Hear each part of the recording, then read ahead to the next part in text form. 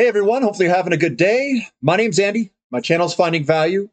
Today we're going to do our daily technical analysis of commodities. We're going to go over the dollar, yields, precious metals, and then a lot of the commodities and ETFs that I follow. If you guys need any help with anything commodity related, definitely check out finding-value.com. We've got the Platinum membership. You can use the word discount in the coupon code if you wish to join. And we'll dive right in here. Give you my opinions here. So we've got the DXY. So we're going to start with, it's a relative strength indicator. Keep in mind that the dollar and all the other currencies could be dive bombing all at the same time. This is just relative strength in relationship to other currencies. We've got the Batman pattern. There's Batman. That's usually a topping pattern that goes down. And we're heading lower. We're heading lower, and we are finding some support right where we're at. This does look somewhat bullish for the DXY to move higher. Usually what you see is a green army. The green army is the three candlesticks here, and then you start to see less selling pressure. So what causes this? It's generally an increase in interest rates, or the dollar has tighter monetary policies than the policies of the currencies it's being measured against, like the yen, euro, or one of those, or a multiple of those currencies. So when we look at the 10-year yield, we have a break to the upside for the 10-year yield in my short-term little pattern here. And we've got a little bloody nose today, which is generally a continuation pattern to the upside. So it still looks good to go higher. This is what it looks like kind of on a little bit longer term view. That's what it looks like. And sometimes you get these, we'll call it kind of patterns that come in, they consolidate, break higher, consolidate. And it looks like to me that we could potentially break higher on the 10-year yield. What that means is that the overall stock market and bond, obviously the bond market's going to go lower, but if yields go higher, because that's the selling pressure created. Maybe the bond market is thinking that inflation is going to be higher in the future, and that's why it's starting to break to the upside. I know they're releasing the CPI information soon, and we'll see if that matches up with what the market is thinking. 30-year yields, TYX also gets the bloody nose, and it's broken to the upside, so I'm looking for a move higher. Now, I know there's some news that's going to be released soon, and that very well could reverse this and have a false breakout, where it could reverse lower depending on what the news potentially is. So let's find out what that news is. Bond prices move inversely to yields, and this here looks good to go lower. I know we were up today, but overall, with these large selling pressure days and that bearish engulfing, that's a bearish engulfing right there, it does look like it wants to head lower, which means yields higher, bond prices lower. Looking at the TYX to TNX ratio, slightly lower. Generally, that's good for, I should say the curve is inverting. And I wouldn't say it's necessarily good for oil. Oil doesn't track it as sensitive as, say, precious metals do. But looking at this, precious metals, I would say it's tough because when it goes down, it inverts. Precious metals doesn't like that. But we also had a weaker dollar, which precious metals do like when it's measured in dollars. So we'll look at the precious metals price here in a little bit. We've got the CRB index slightly higher today. I mean, basically a flat day, but still looks good to go higher. We could consider that a bloody nose. The CRB to S&P 500, we're still in this downtrend channel where the S&P 500 is outperforming the commodity index. So that still is game on for the S&P 500 at this time. Gold slightly lower, down $11. It still looks like to me that this thing has not bottomed completely yet. I do not see a reversal candlestick. Maybe it's coming over the next week or two, but we still could go lower in gold. And the way that I'm determining this is the large selling pressure candlesticks and the lack of buyer candlesticks in here. That's what I'm looking at. And we continue to get bearish engulfing pattern like today where we could potentially head lower. Looking at silver, silver also just a small little sideways day. We don't see any buying pressure yet. We've got massive selling pressure here, a little bit more selling pressure there. maybe we come back and tag it at 21.50 or so. 21.50 an ounce. Overall, kind of looking from a big picture view, it still doesn't look that bad. I mean, yeah, we have a little bit of a pullback, but this might be wave 1, pullback, wave 3, pullback, wave 5. Something on the lines of that. Platinum kind of shaking off everyone else. It does have an up day today. It's not really a reversal candlestick. It's close, but man, we'll see. You know, when I start to see things like the buyers and sellers start to equal each other out, the way that I kind of view it is we're probably going to go sideways for a little bit, where the buyers and sellers duke it out for a little bit.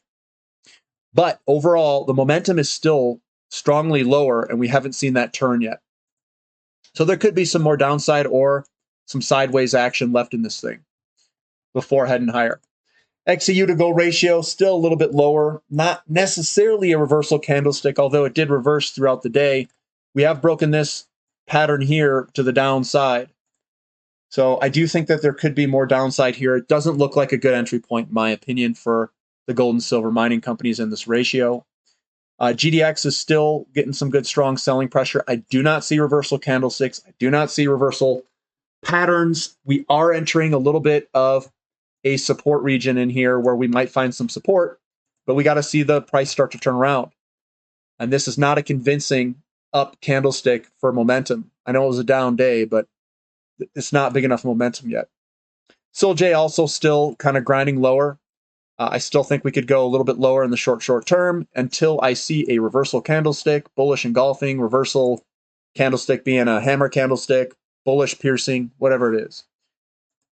Crude oil, it still looks good to me. We are coming up to some resistance. That resistance, let me draw it in here with this. That resistance is here. So we want to break 81.75. And if we break 81.75, I do think that we'll go into an uptrend and we'll start trending higher. I drew this as a Jesse Livermore cylinder. So if we were to kind of look at this, you can see the accumulation pattern that started here. This is 1, 2, 3, 4, 5, and then 6, 7. And then usually what happens is we get a big old move higher. Now, I know Biden and their team, they do not want this to go up. And I think they're going to maybe even do more strategic petroleum reserve releases. I'll go over that in another clip because I was looking at Twitter and it looks like they might do that from March to May or something like that. We'll have to go over that information later, but this is what we're seeing right now. We've got natural gas slightly lower today.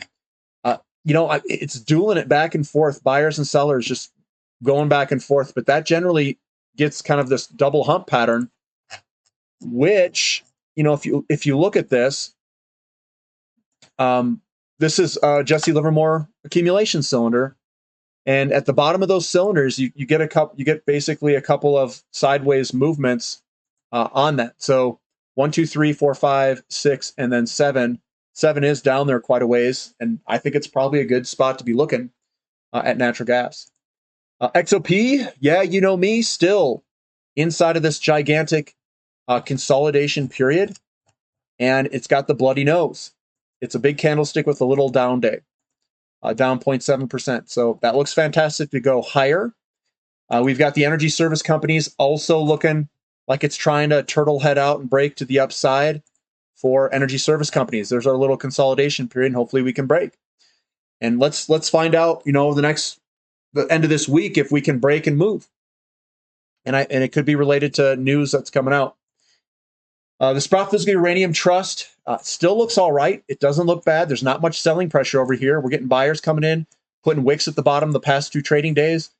Now I'm just waiting to see what the buyers want to do. You want to push it higher, or do you want to push it lower? Where do you want to go with this thing? We're going to go up. We're going to go down.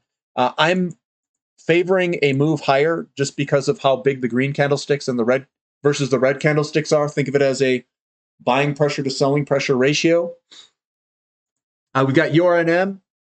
URNM still looks good, but we do have a battle between the buyers and sellers. This is a bullish engulfing here, that green candlestick, but we do have a little bit of selling pressure left today. We are still above the breakout trend line here. We're still above that, so we've got support on top of it. There it is on the weekly candlestick. So I still think it looks good to go higher if the buyers want to come in here and push it.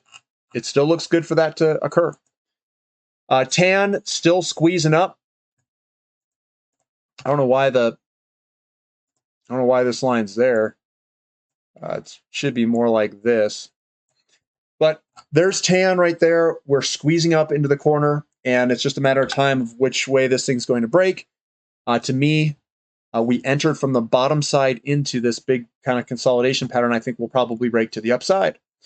Copper also getting some buying pressure today. That is a bullish piercing pattern where we could be bottoming and hopefully eventually heading up higher.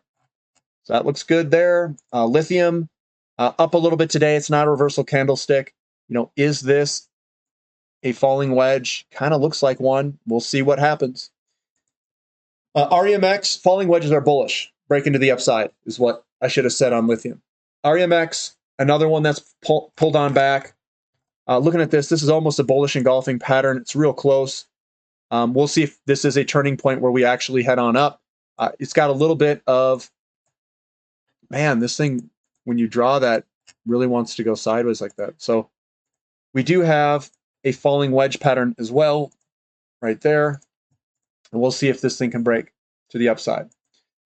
The S&P 500 looks pretty strong, finished strong, is strong. And we'll see if we can move higher in the S&P 500. Looks good today. And the NASDAQ also looking quite good. They're not technically reversal candlesticks or anything, but it's a good strong finish and momentum's going to the upside. Emerging markets also heading higher. It's looking all right. Not too much of a pattern or anything, but still looks good. XHB up 2.5%, pretty strong here. I saw housing inventory declining, down 3%, and home prices stabilizing. What's up with that, guys? We'll go over that and in another clip, but this looks really strong and finishes strong. Definitely looks good. We've got Moo that looks good. This is a bloody nose for the most part. Continuation pattern of the upside off this bullish piercing pattern. So I do think it's going to go higher.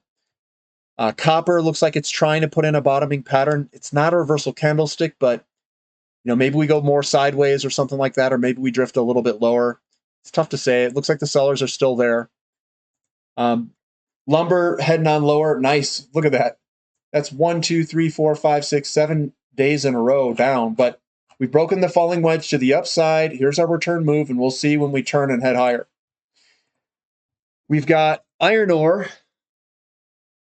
Iron ore is up at 125, which is right.